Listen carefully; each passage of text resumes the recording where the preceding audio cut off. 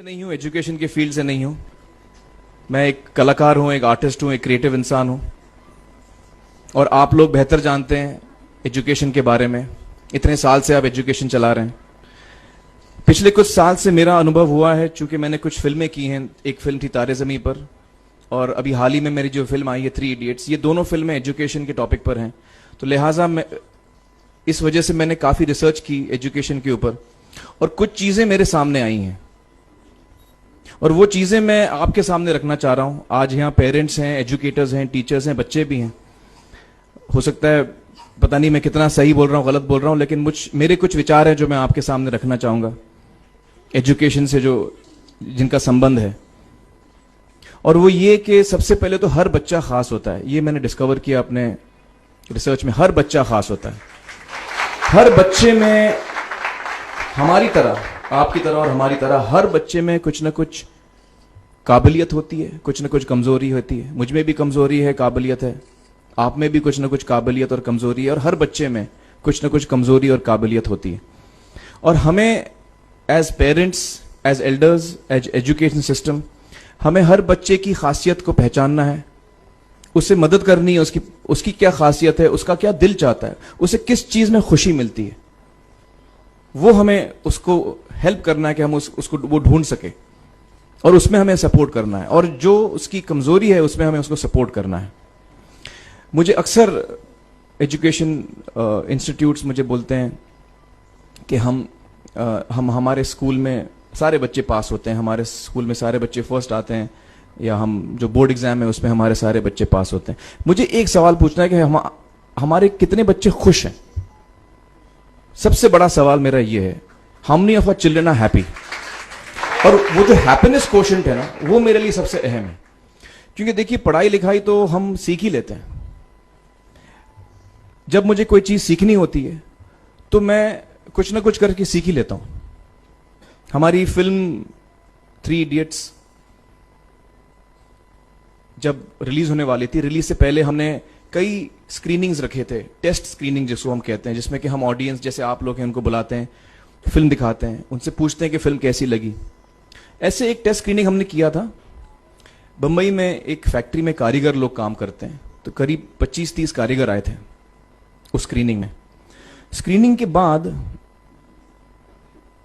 उनका एक कारीगर था, उसने मुझसे एक सवाल पूछा। उसने मुझसे ये पूछा, आप लोगों ने फिल्म देखी है 3 इडियट्स? उसमें उसने मुझे एक सवाल पूछा जो बहुत कमाल का सवाल था। उसने मुझे ये सवाल पूछा कि सर, पिक्चर के अंत में हमें पता लगता है कि आप तो रणछोड़ दास थे ही नहीं, रैंचो तो थे ही नहीं आप, तो सर्टिफिकेट तो आपको मिला नहीं, वो तो जावेद जाफरी को मिल गया। तो आप इतने बड़े साइंटिस्ट कैसे बन गए? इतने बड़े पेटेंट्स, 400 पेटेंट्स, जापानी लोग आपके पीछे पड़े हैं, तो आपको सर्टिफिकेट तो मिला नहीं, तो आप इतने बड़े साइंटिस्ट कैसे बन गए? बहुत ही अहम सवाल है ये, बहुत ही इंपॉर्टेंट सवाल है। और ये जो मुद्दा है उसके हार्ट में जाता है ये, कि जब मैं एग्जाम के लिए रट के जवाब देता हूं और वो जवाब में मुझे नंबर मिलते हैं और मैं पास हो जाता हूं, तो मेरे हाथ में एक पर्चा आता है जो मुझे कहता है कि मैं पढ़ा लिखा हूं। लेकिन वाकई में पढ़ा लिखा हूं या नहीं, ये अभी तक हमको श्योर मालूम नहीं है। लेकिन जब आप नॉलेज चाहते हैं कि आपको मिले, विद्या मिले आपको, तो फिर वो कागज का मायने कुछ होता नहीं है। तो मैंने उसको जवाब में 2 सवाल पूछे। मैंने बोला उसको कि भैया, आपको क्या लगता है मैं अच्छा एक्टर हूं? उसने बोला हाँ, देश भर में आप सब लोग मानते हैं आपको, आप अच्छे एक्टर हैं। मैंने उससे कहा कि भैया, मेरे पास कोई सर्टिफिकेट नहीं है जो कहता है कि मैं अच्छा एक्टर हूं। मेरे पास कोई कागज नहीं है जो मुझे बोलता है कि मैं अच्छा एक्टर हूं। मैंने फिर उससे एक सवाल पूछा कि मैंने सुना आप बहुत अच्छे कटर हैं, आपके जो बॉस मुझे बताते हैं कि आप उनके मेन कटर हैं और आपकी बड़ी इज्जत करते हैं वो। आपके पास कोई पर्चा है, सर्टिफिकेट है जो मुझे बताता है कि आप कटर हो? उसने बोला नहीं सर। तो मैंने बोला आपका जवाब आपको इधर ही मिल गया। Education is beyond marks, education is beyond grades, education is what you learn. और मेरी इच्छा है कि हिंदुस्तान में हम एजुकेशन को इस नजरिए से देखें कि हम अपने बच्चों को वाकई शिक्षा दें। और शिक्षा हम खुशी से दें, क्योंकि शिक्षा में सिर्फ ज्ञान नहीं होता, शिक्षा में एक और चीज मिली हुई होती है, वो ये है कि हम अपने बच्चों को डेवलप करते हैं एज ह्यूमन बींग्स। आगे चल के वो जिंदगी में अच्छे इंसान बने, आगे चल के वो अपने पैरों पे खड़े रह सकें, आगे चल के वो इज्जत की जिंदगी जी सकें, आगे चल के वो दूसरों के बारे में ध्यान रखें, आगे चल के वो किसी के चेहरे पे मुस्कुराहट ला सकें, आगे चल के वो किसी की मदद कर सकें। This is what we should develop of our children. ये मेरी फीलिंग है। मैं जहां भी देखता हूं, ये मेरे साथ भी हुआ है जब मैं छोटा था। जब से हमारे बच्चे छोटे होते हैं, जब से बच्चे पैदा होते हैं, बच्चा घर आता है, हम बच्चे को पूछते हैं भाई मार्क्स कितने मिले, फर्स्ट आए कि सेकंड आए? वो बोलता है सेकंड। सेकंड आए तो अरे फर्स्ट नहीं आए, डांट पड़ती है उसको। जो बोलता है मैं 10th आया तो उसकी तो हालत ही बुरी हो जाती है।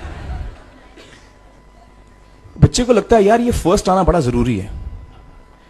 उसको रेस में हम पूछते हैं तुम रेस में फर्स्ट आए कि सेकंड आए? में हम उसको बचपन से, जब से वो केजी लोअर केजी में होता है, जब लोअर केजी में रेस होती है, चमचा मुंह में लगा के उसमें नींबू डाल के भागते हैं। उसमें भी हम बच्चे को पूछते हैं अरे मेरा बेटा फर्स्ट आएगा, ला ओ बेटा मेरा फर्स्ट आना, मतलब पेरेंट्स चिल्ला रहे हैं बेटा भागो, मतलब नींबू लेके भागो। तो उसमें होता क्या है कि बच्चे को लगता है कि यार ये बड़ा जरूरी है। मेरे पेरेंट्स को हमेशा, मेरे पेरेंट्स मुझे एक ही सवाल पूछते हैं, मैं फर्स्ट आया कि नहीं। उसके जहन में ये बात बैठ जाती है कि मेरे को अव्वल आना है, मेरे को कंपीट करना है, मेरे को बाकी लोग से आगे निकलना है। टीचर्स भी यही सवाल उसको पूछते हैं आमतौर पे, मेरे साथ हुआ है। होता क्या है कि जब वो बच्चा 21 साल का होता है तो वो बड़ा सेल्फिश हो जाता है, और उसको सेल्फिश हमने बनाया, हमारे सिस्टम ने बनाया। वो अपने बारे में सोचता है और किसी के बारे में नहीं सोचता, क्योंकि यही हमने उसको ट्रेन किया बचपन से। बचपन से हमने उसको यही ट्रेन किया कि बेटा तुम पहले आना, बाकी सब लोग को भूल जाओ। तो जब वो नौजवान बनता है तो उसका नजरिया सोसाइटी की तरफ यही हो जाता है कि भैया मुझे आगे बढ़ना है, बाकी सब बाय हुक और by crook I must succeed, I don't care about anybody else. मेरा ये दिल कहता है, मेरा ये दिल चाहता है कि अगर हम जितने यहां पेरेंट्स हैं, एडल्ट्स हैं, यंगस्टर्स हैं जो कल जाके पेरेंट्स बनेंगे, अगर हम अपने बच्चों को ये सीख दें जब वो छोटे हैं, जब वो घर आए हम उसको ये सवाल पूछें, ये नहीं पूछें कि मार्क्स कितने मिले, उसको ये पूछें कि बेटा आज तुमने किसकी मदद की, आज तुमने किसके चेहरे पे मुस्कुराहट लाई। अगर हम उसको ये पूछें तो उसको ये लगेगा कि यार जरूरी ये है, मेरे पेरेंट्स मुझे हमेशा ये पूछते हैं, मार्क्स का तो कभी पूछते नहीं, वो मुझसे ये पूछते हैं कि भैया तुमने किसको हेल्प किया आज। तो हेल्प करना लोगों को, लोगों के बारे में सोचना, लोगों के चेहरे पे मुस्कुराहट लाना, ये मेरे पेरेंट्स के लिए बड़ा इंपॉर्टेंट है। साइकोलॉजिकली वो इस चीज के साथ बड़ा होगा, स्कूल वही जाएगा, पढ़ाई लिखाई वही करेगा, वो उसका नजरिया थोड़ा बदल जाएगा। जब वो बच्चा नौजवान बनेगा, 21 साल का होगा, और सारे बच्चे उस उम्र के जब 21 साल के होंगे, हमारी सोसाइटी चेंज हो जाएगी।